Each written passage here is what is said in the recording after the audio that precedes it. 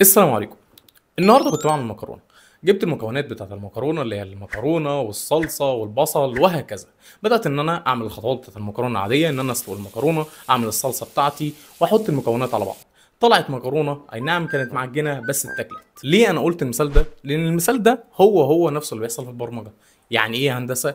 يعني انا البرمجه بتاعتي بتبقى عباره عن مجموعه من الخطوات بتسلسل صحيح، وفي النهايه بيطلع لي البرنامج اللي انا عايزه. هنرجع لقصتنا تاني. انا دلوقتي بالنسبه لي المكرونه والخطوات اللي انا عملتها هو ده السورس كود. يعني ايه السورس كود؟ يعني اسطر الكود اللي انا بكتبها.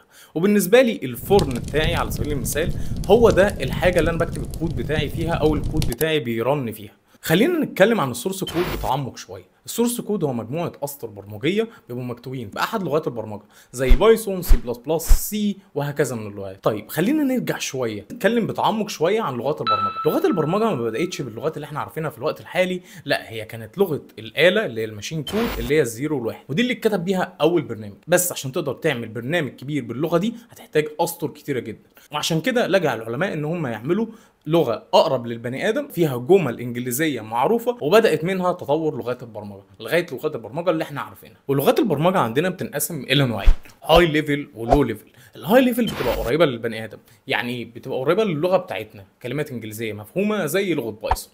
واللو ليفل بتبقى قريبه اكتر للماشين بس بتبقى اسرع شويه. وهنا نخش لنقطه مهمه جدا.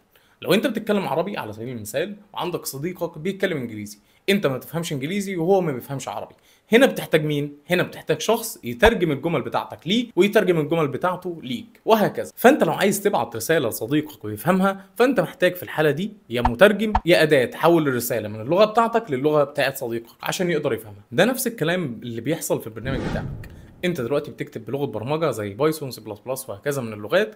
ابتدي الكومبايلر او الانتربريتور اللي هو المترجم في الحاله بتاعتنا ان هو يحول اللغه بتاعتك للغه اللي يفهمها الماشين، اللي هي الماشين كود الزيرو والواحد. في الفيديو الجاي هنتكلم اكتر عن الكومبايلر والانتربريتور ونفهم الفرق ما بينهم، وهنتكلم عن مصطلح تاني اسمه الاي دي اي، وهنفهم ايه فايدته وازاي نستخدمه. والسلام عليكم.